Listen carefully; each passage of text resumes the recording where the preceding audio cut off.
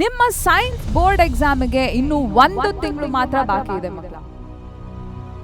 So ಈ 1 ತಿಂಗಳಲ್ಲಿ ನೀವು ಹೇಗೆ ಓದ್ಕೋಬೇಕು, ಯಾವ ಕಾನ್ಸೆಪ್ಟ್ಸ್ ಮೇಲೆ ಗಮನ ಕೊಡಬೇಕು, ಯಾವ ರೀತಿ ತಯಾರಾಗಬೇಕು ಅಂತ ನಾನು ಈ ವಿಡಿಯೋದಲ್ಲಿ ನಿಮಗೆ ಹೇಳ್ಕೊಡ್ತೀನಿ.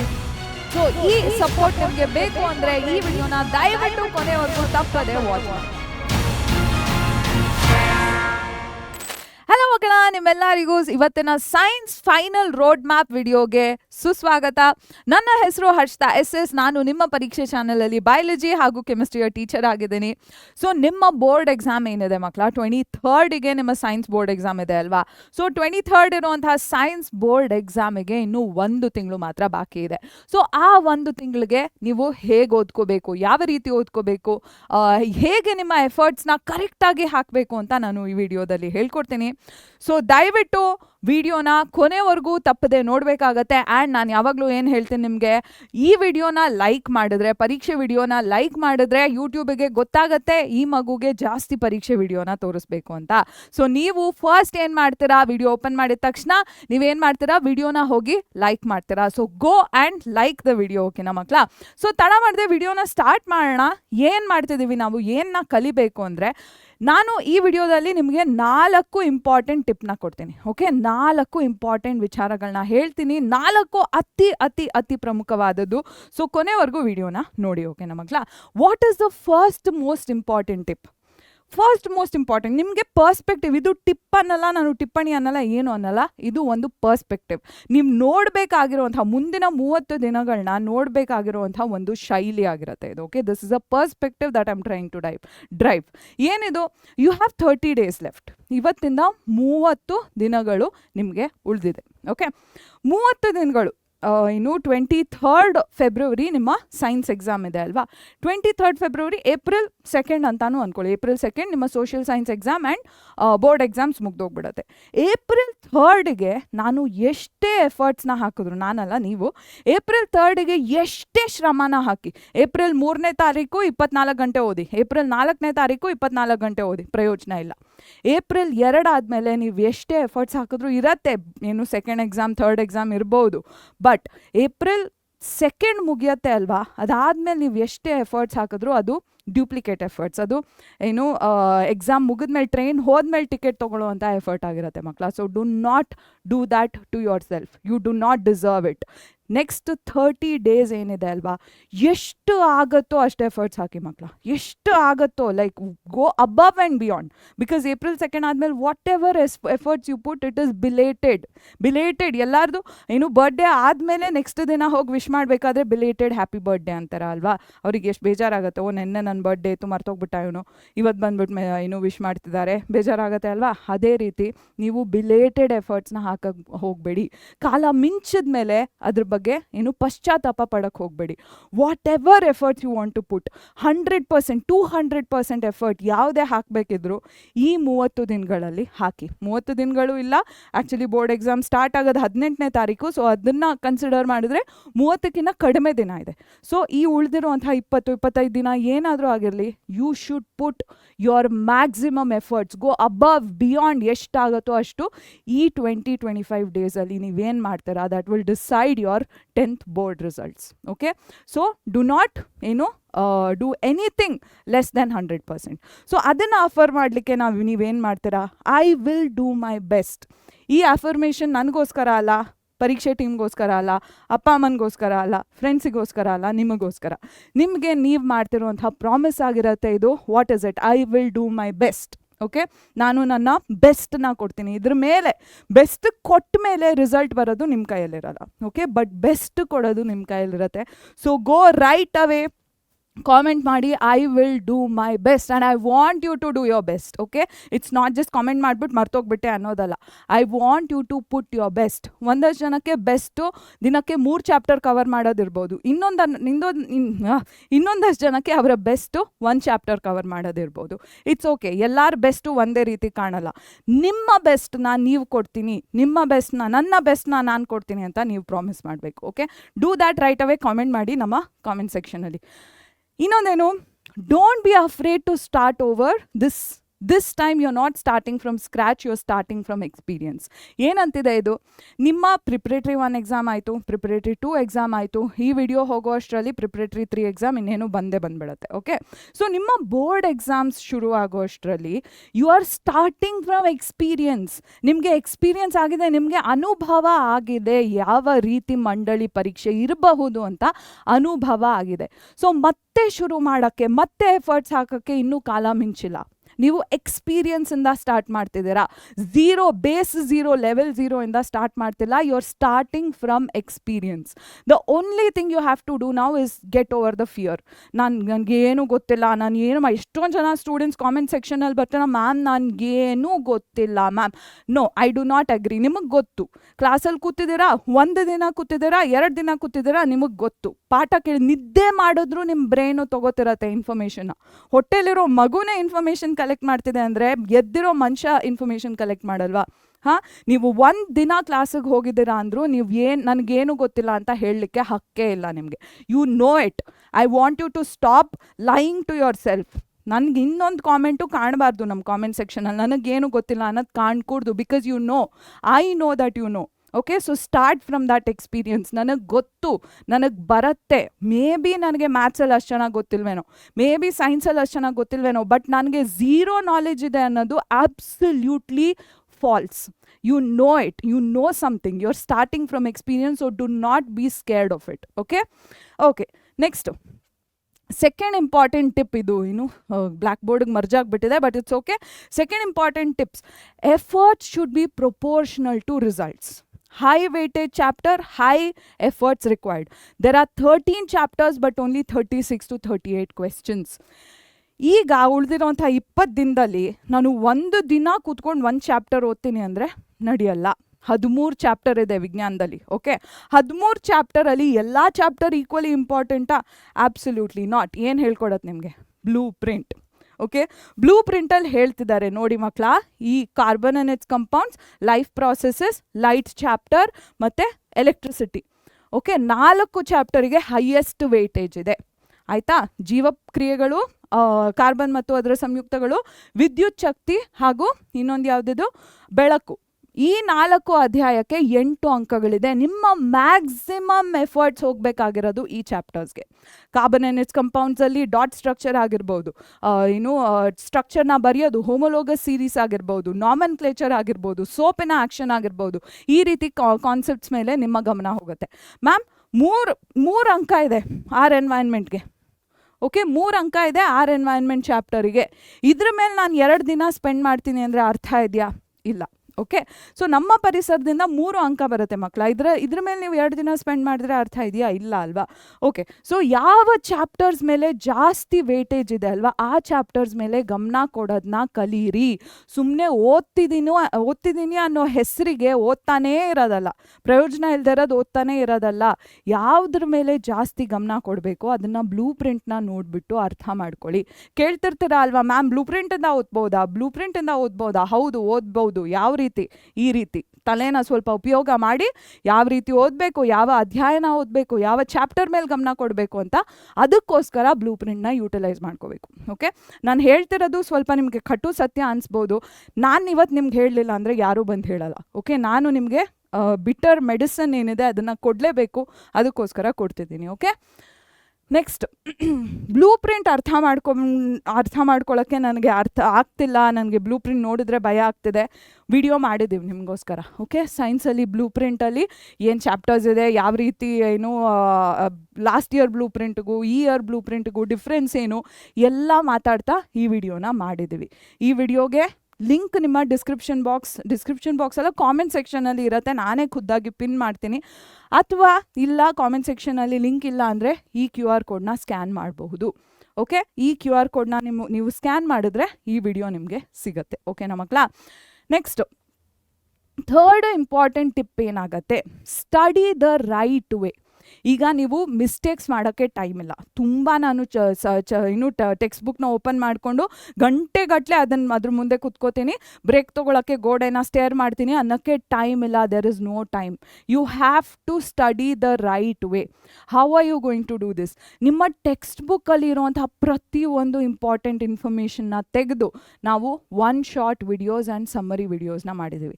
ಒನ್ ಶಾರ್ಟ್ ವಿಡಿಯೋಸಲ್ಲಿ every single important concept from a ಚಾಪ್ಟರ್ನ ಕವರ್ ಮಾಡ್ತೀವಿ. ಒಂದು ಅಧ್ಯಾಯದಿಂದ ಬರುವಂತಹ ಪ್ರತಿಯೊಂದು ಪ್ರಮುಖ ಭಾಗಗಳನ್ನ ನಾವು ಈ ಒನ್ ಶಾರ್ಟ್ ವಿಡಿಯೋದಲ್ಲಿ ಹಾಕಿರ್ತೀವಿ. ಹಾಗೂ ಅದಕ್ಕಿಂತ ಸಂಕ್ಷಿಪ್ತವಾಗಿ ಅದನ್ನು ನಾವು ಚಿಕ್ಕದಾಗಿ ಮಾಡಿ ಸಾರಾಂಶದ ವಿಡಿಯೋ, ಸಮ್ಮರಿ ವಿಡಿಯೋಸಲ್ಲಿ ಹಾಕಿರ್ತೀವಿ. Okay, most important concepts one shot video ಅಲ್ಲಿರುತ್ತೆ. ಅದರಲ್ಲೂ ಮೋಸ್ಟ್ ಇಂಪಾರ್ಟೆಂಟ್ ಕಾನ್ಸೆಪ್ಟ್ಸ್ನ ತುಂಬ ಕಂಡೆನ್ಸ್ ಮಾಡಿ ನಾವು ಸಮ್ಮರಿ ವಿಡಿಯೋ ಆಗಿ ನಮ್ಮ ಚಾನಲ್ನಲ್ಲಿ ಹಾಕಿರ್ತೀವಿ. ಓಕೆನಾ? ಸೊ ಈ ಒನ್ ಶಾಟ್ ಹಾಗೂ ಸಮ್ಮರಿ ವಿಡಿಯೋಸ್ನ ಯೂಟಿಲೈಸ್ ಮಾಡಿಕೊಂಡು ನೀವು ಪ್ರಿಪೇರ್ ಆಗಬೇಕಾಗತ್ತೆ. ಹೇಗೆ ನಮ್ಮ ಚಾನಲ್ನಲ್ಲಿ ಒನ್ ಶಾಟ್ ಸಮ್ಮರಿ ವಿಡಿಯೋಸ್ನ ನೀವು ಪಡಿಬೋದು ಅಂತ ನಾನು ಹೇಳ್ತೀನಿ.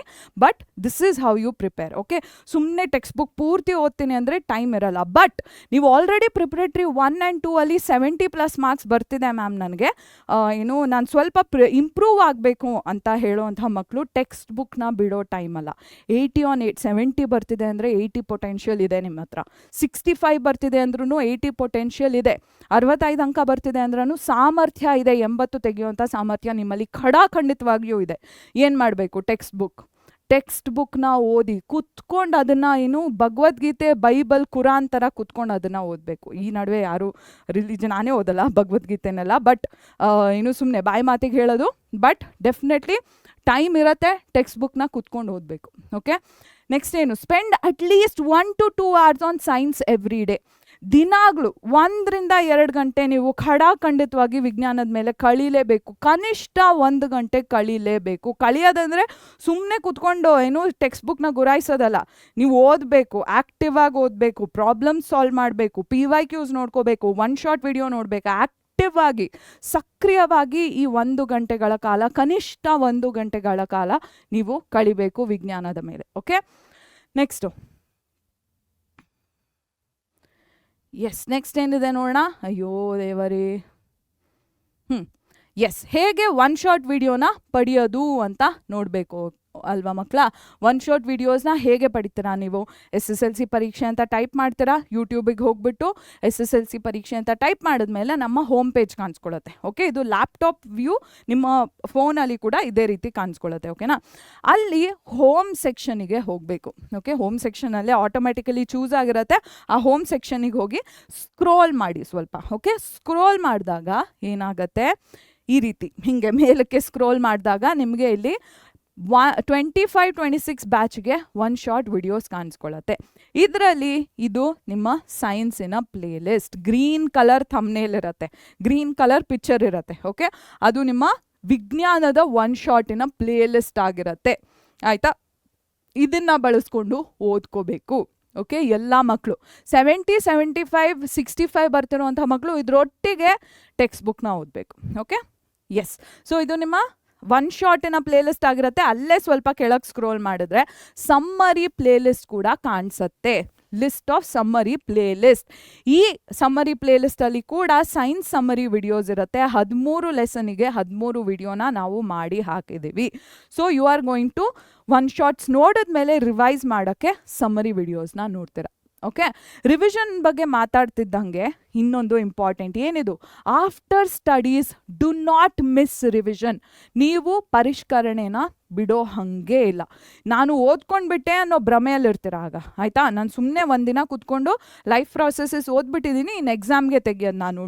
Don't make this mistake. Okay, ಜೀವಕ್ರಿಯೆಗಳು ಒಂದಿನ ಹೋಗಿ ಓದ್ಕೊಂಡ್ಬಿಟ್ಟೆ, ಇನ್ನು ನಾನು ಮಂಡಳಿ ಪರೀಕ್ಷೆಗೇನೆ ಪುಸ್ತಕ ಬಿಚ್ಚೋದು, ಈ ತಪ್ಪನ್ನ ಮಾಡಲಿಕ್ಕೆ ಹೋಗಬೇಡಿ.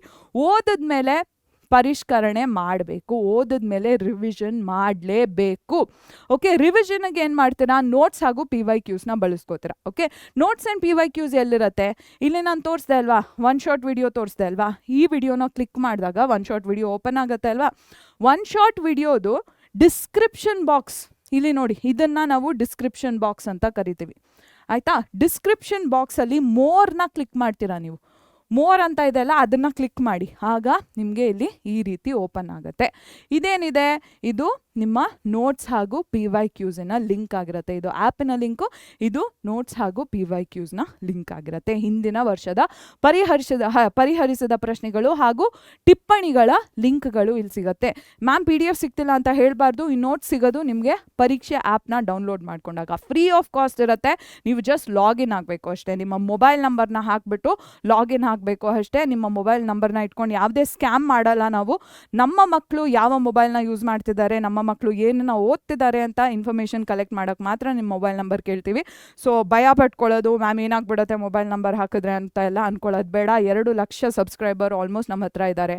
ನಾವು ಯಾವುದೇ ಸ್ಕ್ಯಾಮ್ನ ನಡೆಸುವಂಥ ಅಗತ್ಯ ಕೂಡ ನಮಗಿಲ್ಲ. ಓಕೆ, ಸೊ ಏನು ಮಾಡ್ತೀರಾ, you going to utilise notes and PYQs.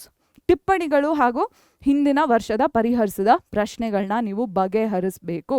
Okay, ಏನಕ್ಕೆ, ರಿವಿಷನ್ನಿಗೋಸ್ಕರ, ಪರಿಷ್ಕರಣೆ ಮಾಡಲಿಕ್ಕೆ ಈ ರೀತಿ ಬಳಸಬೇಕು. ಇನ್ನೊಂದೇನು ಇಂಪಾರ್ಟೆಂಟ್ ವಿಚಾರ, ರಿವಿಷನ್ ಯಾವ ರೀತಿ ಮಾಡಬೇಕು, ವೈಜ್ಞಾನಿಕ ರೀತಿಯಲ್ಲಿ ಹೇಗೆ ಪರಿಷ್ಕರಣೆ ಮಾಡಬೇಕು, ಸೈಂಟಿಫಿಕ್ ವೇಯಲ್ಲಿ ಹೇಗೆ ರಿವಿಷನ್ ಮಾಡಬೇಕು ಅಂತ ಈ ವಿಡಿಯೋದಲ್ಲಿ ನಾನು ಹೇಳ್ಕೊಟ್ಟಿದ್ದೀನಿ. ಎಷ್ಟೊಂದು ಜನ ಆಲ್ರೆಡಿ ಈ ವಿಡಿಯೋನ ನೋಡಿದ್ದೀರಾ, ಬಟ್ ಎಷ್ಟೊಂದು ಜನ ನೋಡ್ದಿರೋರು ಇದ್ದೀರಾ.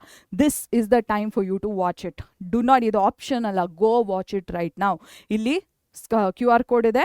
You can either scan this or comment ಸೆಕ್ಷನಲ್ಲಿ ಲಿಂಕ್ ಹಾಕ್ತಿರ್ತೇನೆ. ಅಕಸ್ಮಾತ್ QR ಕೋಡ್ ವರ್ಕ್ ಆಗ್ತಿಲ್ಲ, ಬೇರೆ ಯಾವುದೋ ವಿಡಿಯೋ ಕರ್ಕೊಂಡು ಹೋಗ್ತಿದೆ ಅಂದರೆ ದೆನ್ ಕಾಮೆಂಟ್ ಸೆಕ್ಷನಲ್ಲಿ ಲಿಂಕ್ನ ಕೂಡ ನಾನು ಪೇಸ್ಟ್ ಮಾಡ್ತೀನಿ.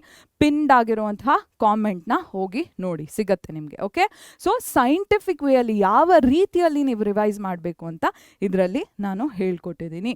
Next, focus on solving application questions. Preparatory 2 paper ನೋಡಿದ ತಕ್ಷಣ ನನಗೆ ಗೊತ್ತಾಯಿತು ನಿಮ್ಮ ಬೋರ್ಡ್ ಅವರು ಅಪ್ಲಿಕೇಶನ್ ಕ್ವೆಶನ್ಸ್ನ ಫೋಕಸ್ ಮಾಡ್ತಿದ್ದಾರೆ ಅಂತ. ನಿಮ್ಮ ಸರಣಿ 2 ಪರೀಕ್ಷೆ ಪತ್ರಿಕೆನ ನೋಡಿದಾಗ ನನಗೆ ಗೊತ್ತಾಯಿತು ಮಕ್ಕಳ, ನಮ್ಮ ಮಂಡಳಿ ಏನಿದೆ ಏನದ್ರ ಮೇಲೆ ಗಮನ ಕೊಡ್ತಿದೆ, ಅನ್ವಯಿಕ ಪ್ರಶ್ನೆಗಳು. ಆ್ಯಂಡ್ ಅದು ಒಳ್ಳೆಯದು. ಮಕ್ಕಳು ಸುಮ್ಮನೆ ಮಗ್ಗೋಡ್ಕೊಂಡು ಹೋಗ್ಬಿಟ್ಟು ಆನ್ಸರ್ನ ಬರ್ತಾರೆ. ಆ ರೀತಿ ಮಾಡಬಾರ್ದು. ನಾವು ಏನಕ್ಕೆ ಕಲಿತಿದ್ದೀವಿ, ಯಾವ ಕಾರಣಕ್ಕೆ ವಿಜ್ಞಾನನ ಕಲಿತಿದ್ದೀವಿ ಅಂತ ಗೊತ್ತಾಗದೆ ಅನ್ವಯಿಕ ಪ್ರಶ್ನೆಗಳನ್ನ ಬಗೆಹರಿಸಿದಾಗ. ಸೊ ಒಳ್ಳೆ ರೀತಿಯಲ್ಲಿ ಪ್ರಶ್ನೆಗಳನ್ನ ಕೊಡ್ತಿದ್ದಾರೆ. ಬಟ್ ಈ ಅನ್ವಯಿಕ ಪ್ರಶ್ನೆಗಳನ್ನ ನೀವು ಬಗೆಹರಿಸಬೇಕು ಅಂದರೆ NCERT ಎಕ್ಸಾಂಪ್ಲಾರ್ನ ಬಳಸ್ಕೋಬೇಕು. NCERT exemplar are a list of tough high ended questions, HOTS questions ಅಂತಾರೆ. ಹೈ ಆರ್ಡರ್ ಥಿಂಕಿಂಗ್ ಸ್ಕಿಲ್, ಜಾಸ್ತಿ ಮೆದುಳನ್ನ ಅನ್ವಯ ಮಾಡಿ ಬಗೆಹರಿಸುವಂಥ ಪ್ರಶ್ನೆಗಳನ್ನ NCERT ಎಕ್ಸಾಂಪ್ಲಾರಲ್ಲಿ ಹಾಕಿರ್ತಾರೆ. ನಾನು NCERT ಎಕ್ಸಾಂಪ್ಲಾರ್ ಲಿಂಕ್ನ ಕೂಡ ನಿಮಗೆ ಕಾಮೆಂಟ್ ಸೆಕ್ಷನಲ್ಲಿ ಕೊಡ್ತೀನಿ. ಸೊ ದಯವಿಟ್ಟು ಹೋಗಿ ಆ ಕ್ವೆಶನ್ಸ್ನ ಸಾಲ್ವ್ ಮಾಡಿ. ಇದು ಮೇಜರ್ಲಿ ಇಂಗ್ಲೀಷ್ ಮೀಡಿಯಂ ಸ್ಟೂಡೆಂಟ್ಸಿಗಿರುತ್ತೆ. ಕನ್ನಡ ಮೀಡಿಯಂ ಸ್ಟೂಡೆಂಟ್ಸಿಗೋಸ್ಕರ ಏನು ಮಾಡಿದ್ದೀವಿ ನಾವು ಅಂದರೆ, ಇಲ್ಲಿ ಟಫ್ ಅಪ್ಲಿಕೇಶನ್ ಕ್ವೆಶನ್ಸ್, ನಿಮ್ಮ ಪ್ರಿಪ್ರೇಟರಿ 1 and 2 ಅಲ್ಲಿ ಇರುವಂತಹ ಟಫ್ ಅಪ್ಲಿಕೇಶನ್ ಕ್ವೆಶನ್ಸ್ನ ನಾನು ಇಲ್ಲಿ ಸಾಲ್ವ್ ಮಾಡಿ ಹಾಕಿದ್ದೀನಿ. ಬಯಾಲಜಿ ಹಾಗೂ ಕೆಮಿಸ್ಟ್ರಿದು. ಓಕೆ, ಇದಕ್ಕೂ ಕೂಡ QR ಕೋಡ್ ನಿಮಗೆ ಸ್ಕ್ರೀನ್ ಮೇಲೆ ಸಿಗುತ್ತೆ. QR ಕೋಡ್ ಏನು ಅಂತ ಗೊತ್ತಿಲ್ಲದೆ ಇರುವಂಥ ಮಕ್ಕಳು ನಿಮ್ಮ ಫೋನ್ನಲ್ಲಿ ಗೂಗಲ್ ಪೇ, ಫೋನ್ಪೇ ಎಲ್ಲ ಸ್ಕ್ಯಾನ್ ಮಾಡ್ತೀರಾ ಅಲ್ವಾ, ಅದೇ ರೀತಿ ಇದನ್ನು ಕೂಡ ಗೂಗಲ್ ಪೇಗೆ ಹೋಗಬೇಡಿ, ಕ್ಯಾಮ್ರಾಯಿಂದ ಸ್ಕ್ಯಾನ್ ಮಾಡಿ. ಓಕೆನಾ, ಕ್ಯಾಮ್ರಾಯಿಂದ ಸ್ಕ್ಯಾನ್ ಮಾಡಿದಾಗ, ಇದನ್ನು ಸ್ಕ್ಯಾನ್ ಮಾಡಿದಾಗ ಡೈರೆಕ್ಟು ನೀವು ನಮ್ಮ ಈ ವಿಡಿಯೋ ಏನಿದೆ ಅದಕ್ಕೆ ಬಂದು ತಲುಪ್ತೀರಾ. ಓಕೆನಾ ಮಕ್ಕಳ, ಸೊ ಈ ವಿಡಿಯೋನ ನೋಡ್ಬೋದು. ಹಾಗೂ ಇನ್ನು ಈ ವಿಡಿಯೋ, ನನ್ನ ಈ ರೋಡ್ ಮ್ಯಾಪ್ ವಿಡಿಯೋ ಏನಿದೆ 6 ಗಂಟೆಗೆ ಹೋಗ್ತಿರತ್ತೆ. ಇವತ್ತು ಸ್ಯಾಟರ್ಡೇ ಅಲ್ವಾ, ಸೊ ಸ್ಯಾಟರ್ಡೇ 7 o'clock-ಗೆ, 7:15 ಅಥವಾ 7 o'clock-ಗೆ ನಾನು ಅಪ್ಲಿಕೇಶನ್ ಕ್ವೆಶನ್ಸ್ನ ಕೂಡ ಸಾಲ್ವ್ ಮಾಡ್ತೀನಿ. ಇವತ್ತು 7 ಗಂಟೆನ 7:15, ನಂಗೆ ಸರಿಯಾಗಿ ಗೊತ್ತಿಲ್ಲ, 7:15 ಅನ್ಸುತ್ತೆ ಮೋಸ್ಟ್ಲಿ. 7:15ಗೆ ಅನ್ವಯಿಕ ಪ್ರಶ್ನೆನ ಲೈವ್ ರೀತಿಯಲ್ಲಿ ನಾನು ಸಾಲ್ವ್ ಮಾಡ್ತೀನಿ. ಸೊ ದಯವಿಟ್ಟು ಇವತ್ತು ನಡೆಯುವಂತಹ ಲೈವ್ನ ತಪ್ಪದೆ ನೀವು ಹೋಗಿ ವಾಚ್ ಮಾಡಿ. Okay, next, finish the syllabus by first week of February. Time ಇದೆ, ಇನ್ನು 20 ದಿನ ಏನೋ 10 ದಿನ ಏನೋ ಇದೆ ಫಸ್ಟ್ ವೀಕ್ ಆಫ್ ಫೆಬ್ರವರಿಗೆ. ಫೆಬ್ರವರಿಯ ಮೊದಲನೇ ವಾರದಲ್ಲಿ ನೀವು ಸಂಪೂರ್ಣ ಸಿಲೆಬಸ್ನ ಮುಗಿಸ್ಬೋದು. ದಿನಕ್ಕೆ ಒಂದು ಶಾರ್ಟ್ ವಿಡಿಯೋ ನೋಡ್ತೀನಿ ಅಂದರೂ ಸಾಧ್ಯ ಇದೆ. Okay, it is definitely possible, it is possible. ಅದಕ್ಕೆ ಹೇಳ್ತೀರ, ನಾನು ಇಂಪಾಸಿಬಲ್ ಹೇಳ್ತಿಲ್ಲ ಏನೂ. ನಾನು ನಿಮಗೆ ಹೋಗ್ಬಿಟ್ಟು ಏನೋ ಚಂದ್ರನ ಭೂಮಿಗೆ ತೊಗೊಂಡು ಬನ್ನಿ, ಸೂರ್ಯನ ಜುಪಿಟರ್ ಪಕ್ಕ ಕಳಿಸಿ ಅಂತ ಹೇಳ್ತಿಲ್ಲ. It is possible. ಆಗೋದಕ್ಕೆ ನಾನು ಹೇಳ್ತಿರೋದು, ಮ್ಯಾಮ್ ಆಗೋದಿಲ್ಲ ಅಂತ ನನಗೆ ಬಂದು ಹೇಳಬಾರ್ದು. ನೀವು ಮನ್ಸು ಮಾಡಿದ್ರೆ, ನೀವು ಏನು ಗುರಿನ ಇಟ್ಟರೆ ಖಂಡಿತ ಆಗುತ್ತೆ. ಓಕೆ, ಅದಕ್ಕೋಸ್ಕರ ಹೇಳ್ತಿರೋದು, ಆದಷ್ಟು ಕಸರತ್ತು ಮಾಡಿ, ಆದಷ್ಟು ಎಫರ್ಟ್ಸ್ನ ಹಾಕಿ ಫೆಬ್ರವರಿ ಫಸ್ಟ್ ವೀಕ್ ಅಷ್ಟೊತ್ತಿಗೆ ಸಿಲೆಬಸ್ನ ಮುಗಿಸಿ. ಸೈನ್ಸ್ ಸಿಲೆಬಸ್ನ ಒಂದು ಸತಿ ಓದ್ಬಿಟ್ಟು ಮುಗಿಸ್ಬೇಕು. ಓಕೆ, ನಿಮ್ಮ ಪ್ರಿಪ್ರೇಟರಿ 3 ನಡೆದಿರತ್ತೆ, ನೀವೇ ಓದಿರ್ತೀರಾ, ಬಟ್ ಫೆಬ್ರವರಿ 1 ಅಷ್ಟೊತ್ತಿಗೆ ಸಿಲೆಬಸ್ ಮೇಲೆ ಕಾನ್ಫಿಡೆನ್ಸ್ ಬಂದಿರಬೇಕು ನಿಮಗೆ. Okay, next, 4th important, after finishing syllabus, learning the skills required to ace the board exams is necessary. Okay, so ಬರೀ ಓದೋದಲ್ಲ ಮಕ್ಕಳೇ, ಬರೀ ನಾನು ಟೆಕ್ಸ್ಟ್ ಬುಕ್ ಓದಿದೆ, ಎಷ್ಟಾಗುತ್ತೋ ಅಷ್ಟು ಓದಿದ್ದೀನಿ, ಅದೇ ಕಾನ್ಸೆಪ್ಟ್ಸ್ನ ಮತ್ತೆ ಮತ್ತೆ ಓದಿದ್ದೀನಿ, ಅದೇ ಪರಿಕಲ್ಪನೆಗಳನ್ನ ಓದಿದ್ದೀನಿ ಅನ್ನೋದು ಪ್ರಮುಖ ಅಲ್ಲ. ಏನು ಪ್ರಮುಖ ಆಗತ್ತೆ, ಅದರಷ್ಟೇ ಪ್ರಮುಖ ಏನು, 3 ಗಂಟೆ 15 ನಿಮಿಷ ಅಲ್ವಾ, 3 hours 15 minutes ನಿಮಗೆ ಎಕ್ಸಾಮ್ ಹಾಲಲ್ಲಿ ಕೊಡ್ತಾರೆ. ಆ ಎಕ್ಸಾಮ್ ಹಾಲಲ್ಲಿ ಯಾವ ಕ್ವೆಶನ್ಗೆ ಎಷ್ಟು ಟೈಮ್ ಸ್ಪೆಂಡ್ ಮಾಡಬೇಕು, ಹೇಗೆ ನಾನು ಆನ್ಸರ್ನ ಬರೆದ್ರೆ ಮಾರ್ಕ್ ಸಿಗುತ್ತೆ, ಯಾವ ಕ್ವೆಶನ್ ನಂಬರ್ಸ್ ಹಾಕಬೇಕು, ಯಾವ ಕೀವರ್ಡ್ಸ್ನ ಅಂಡರ್ಲೈನ್ ಮಾಡಬೇಕು, ಇದು ಇಂಪಾರ್ಟೆಂಟ್ ಆಗುತ್ತೆ. ಓಕೆ, ನೀವು ಎಷ್ಟೇ ಓದಿದ್ರು ಆ 3 hours 15 minutes ನೀವು ಕರೆಕ್ಟಾಗಿ ಪರ್ಫಾರ್ಮ್ ಮಾಡಲಿಲ್ಲ ಅಂದರೆ there is no point to anything ಅಲ್ವಾ. So learning how to perform in an exam is extremely important. And how are you going to do that, what is it that you need to learn, ಏನನ್ನು ಕಲ್ತ್ಕೋಬೇಕು ನೀವು, time management, paper presentation. ಓದೋದು ಎಷ್ಟು important ಅಲ್ವಾ, ಅಷ್ಟೇ important ಇವೆರಡು. Okay, ನೀವು ಹೇಗೆ ಕಾನ್ಸೆಪ್ಟ್ಸ್ ಕಲ್ತಿದ್ದೀರಾ, ಎಷ್ಟು ಟೈಮ್ ಕೂತ್ಕೊಂಡು ಓದಿದ್ದೀರಾ, ಎಷ್ಟು ರಿವಿಷನ್ ಮಾಡಿದ್ದೀರಾ ಅನ್ನೋ ಅಷ್ಟೇ ಇಂಪಾರ್ಟೆಂಟು ನಿಮ್ಮ ಸಮಯ ನಿರ್ವಹಣೆ. ಪರೀಕ್ಷೆಯಲ್ಲಿ ನೀವು ಮಾಡ್ತಿರುವಂತಹ ಸಮಯ ನಿರ್ವಹಣೆ ಅತ್ಯಂತ ಪ್ರಮುಖ. ಯಾಕಂದರೆ ನೀವು ಬರೀ ಭೌತ ವಿಜ್ಞಾನದ ಮೇಲೆ 2 ಗಂಟೆ ಸ್ಪೆಂಡ್ ಮಾಡಿದ್ರೆ, ಏನು ರಸಾಯನಶಾಸ್ತ್ರ, ಜೀವಶಾಸ್ತ್ರಕ್ಕೆ 1 ಗಂಟೆ ಮಾತ್ರ ಬಾಕಿ ಇರುತ್ತೆ. ದಟ್ ಇಸ್ ನಾಟ್ ಓಕೆ, ಪ್ರಯೋಜನ ಇಲ್ಲ. ನೀವು ಎಷ್ಟೇ ಓದಿದ್ರೂ ಉತ್ತರ ಬರೀಲಿಕ್ಕೆ ಸಮಯನೇ ಇಲ್ಲ, ಪೇಪರ್ ಕಿತ್ಕೋತಾರೆ ನಿಮ್ಮ ಇನ್ವಿಜಿಲೇಟರ್ ಅಲ್ವಾ. ಸೊ ಇದನ್ನು ಮಾಡ್ಕೊಳಕ್ಕೆ ಹೋಗಬೇಡಿ, ಟೈಮ್ ಮ್ಯಾನೇಜ್ಮೆಂಟ್ನ ಕಲೀರಿ. It is important. ಇಷ್ಟೊತ್ತಿಗೆ ನಿಮಗೆ ಗೊತ್ತಾಗೋಗಿರುತ್ತೆ ಟೈಮ್ ಮ್ಯಾನೇಜ್ಮೆಂಟ್ ಎಷ್ಟು ಇಂಪಾರ್ಟೆಂಟು ಅಂತ. ಯಾವ ಸೆಕ್ಷನ್ ಮೇಲೆ ಎಷ್ಟು ಟೈಮ್ ಸ್ಪೆಂಡ್ ಮಾಡಬೇಕು, ಎಷ್ಟು ಮಾರ್ಕ್ಸಿನ ಕ್ವೆಶನ್ ಮೇಲೆ ಎಷ್ಟು ಟೈಮ್ ಸ್ಪೆಂಡ್ ಮಾಡಬೇಕು, ಇದನ್ನು ನೀವು ತಿಳ್ಕೊಳ್ಳೇಬೇಕು.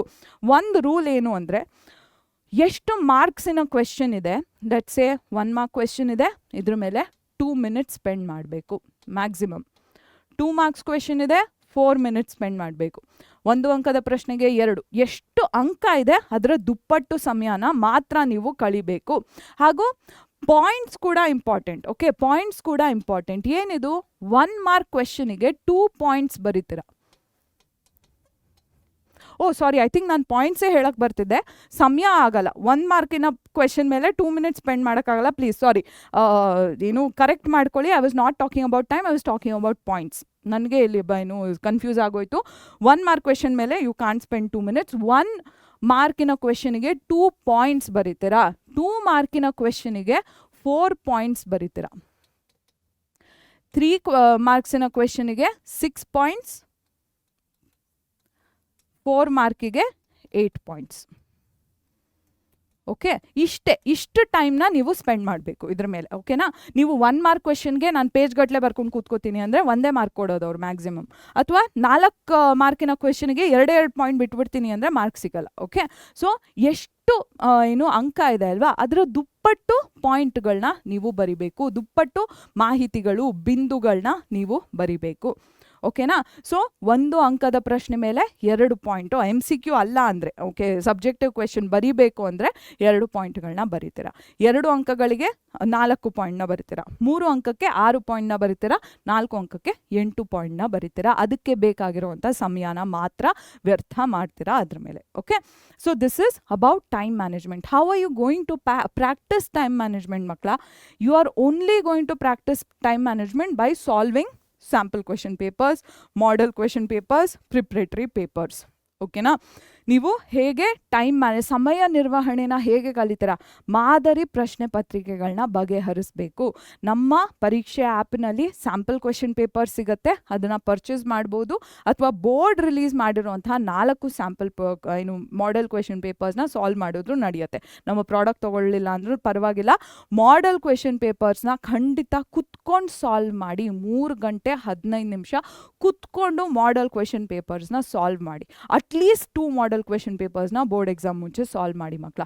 ಪ್ರಿಪ್ರೇಟರಿ ಪೇಪರ್ನ ಮತ್ತೆ ಕೂತ್ಕೊಂಡು ಸಾಲ್ವ್ ಮಾಡಿ. ಓಕೆ, 2 ಮಾದರಿ ಪ್ರಶ್ನೆ ಪತ್ರಿಕೆ, ಕನಿಷ್ಠ 2 ಮಾದರಿ ಪ್ರಶ್ನೆ ಪತ್ರಿಕೆನ ನಿಮ್ಮ ಮಂಡಳಿ ಪರೀಕ್ಷೆ ಮುಂಚೆ ನೀವು ಬಗೆಹರಿಸಲೇಬೇಕು. ಆಪ್ಷನ್ ಅಲ್ಲ, ಆಯ್ಕೆ ಅಲ್ಲ, ಮಾಡಲೇಬೇಕು. ಮಾರ್ಕ್ಸ್ ಬೇಕು ಅಂದರೆ ಮಾಡಲೇಬೇಕು. Okay, next paper presentation. ಹೇಗೆ ನೀವು 3 hours ಕೂತ್ಕೊಂಡು ಸಾಲ್ವ್ ಮಾಡಿದಾಗ ಎಲ್ಲೆಲ್ಲಿ ಕೋಳಿ ಥರ ಬರಿತೀರಾ, ಕೋಳಿ ಹಿಂಗೆ ಗೀಚತ್ತಲ್ಲ ಕಸದಲ್ಲಿ, ಆ ರೀತಿ ಬರಿತೀರಾ, ಎಲ್ಲಿ ಕ್ಲೀನಾಗಿ ಬರಿತೀರಾ ಎಲ್ಲ ಅಬ್ಸರ್ವ್ ಮಾಡಿ.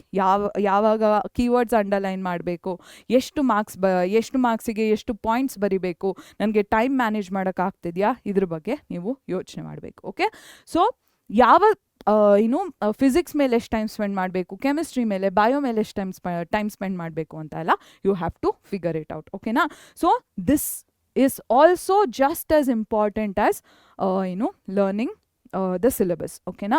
ನೆಕ್ಸ್ಟು ಲಾಸ್ಟ್ ಟಿಪ್ ಏನು? ಟಿಪ್ ಅನ್ನೋದಕ್ಕಿಂತ ಒಂದು ಕೋಟ್ ಇದೆ ಇಲ್ಲಿ. ಏನದು? You can have everything you want if you are willing to give up the belief that you can't have it.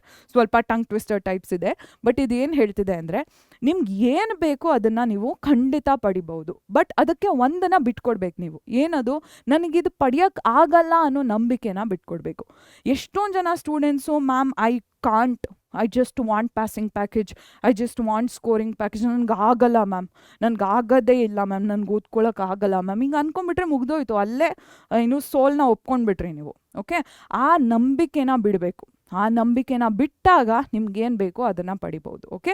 So let go of that belief. ನನ್ನ ಕೈಲಿ ಆಗಲ್ಲ ಅನ್ನೋ ಬಿಲೀಫ್ನ ಫಸ್ಟು ಬಿಡಿ, ಮೊದಲು ಬಿಡಿ. ಮಿಕ್ಕಿದ್ದು ಏನಾಗಬೇಕು ಅದಾಗ್ತಾ ಹೋಗುತ್ತೆ. Okay? So if you want something, you want 80 out of 80 in science, start believing that you can do it, and you can do it. I believe in you. ನನಗಂತೂ ನೀವು ನಂಬ್ತಿರೋ ಇಲ್ವೋ, ನನಗಂತೂ ನಿಮ್ಮ ಮೇಲೆ ನಂಬಿಕೆ ಇದೆ. You can definitely do it. ಓಕೆನಾ? So start believing in yourself and ನನಗಾಗಲ್ಲ ಅನ್ನೋದನ್ನ ಬಿಡಲಿಕ್ಕೆ ಶುರು ಮಾಡಿ. ಓಕೆ? ಇದನ್ನೇ ಬರೆದಿಟ್ಕೊಳ್ಳಿ. ಬೇಕಿದ್ರೆ ಇದನ್ನು ಸ್ಕ್ರೀನ್ಶಾಟ್ ತೊಗೊಂಡು ಬರೆದಿಟ್ಕೊಂಡು ನಿಮ್ಮ ಮಿರರ್ ಮೇಲೆ, ನಿಮ್ಮ ಕಬ್ಬರ್ಡ್ ಮೇಲೆ ನಾನು 2 ಕೋಟ್ಸ್ ಹಾಕಿದೆ ಅಲ್ಲ, ಅದನ್ನು ಅಂಟಿಸ್ಕೊಳ್ಳಿ. Okay? Do that right away. ಓಕೆನಾ ಮಕ್ಕಳ? ಓಕೆ, ಸೊ 1 ಮಂತ್ನಲ್ಲಿ ನೀವು ಈ ರೀತಿ ಪ್ರಿಪೇರ್ ಆಗಬೇಕು. ಈ ಮೈಂಡ್ಸೆಟ್ನ ಇಟ್ಕೊಂಡು ಪ್ರಿಪೇರ್ ಆಗಬೇಕು. ಈ ನಾನು ಹೇಳಿರುವಂತಹ ಈ ಟೆಕ್ನಿಕ್ಸ್ನ ಬಳಸ್ಕೊಳ್ಳೇಬೇಕು. ಯಾವಾಗ, ಯಾವ ರೀತಿ, ಎಷ್ಟು ಎಫರ್ಟ್ಸ್ನ ಹಾಕಬೇಕು ಅನ್ನೋದನ್ನ ನೀವು ತಿಳ್ಕೊಳ್ಳೇಬೇಕಾಗತ್ತೆ. ಓಕೆನಾ ಮಕ್ಕಳ? ಸೊ ಈ ವಿಡಿಯೋ ಇಷ್ಟ ಆಯಿತು ಅಂದರೆ ದಯವಿಟ್ಟು ಹೋಗಿ ಲೈಕ್ ಮಾಡಿ ಆ್ಯಂಡ್ ನಾನು ಕಾಮೆಂಟ್ ಮಾಡಿ ಅಂತ ಹೇಳಿದೆ ಅಲ್ವಾ, ಅದನ್ನು ಮಾಡಿ. ಅತಿ ಶೀಘ್ರದಲ್ಲಿ ನಾನು ಇನ್ನೊಂದು ವಿಡಿಯೋ ಅಲ್ಲಿ ನಿಮ್ಮನ್ನು ಖಂಡಿತ ಸಿಗ್ತೀನಿ.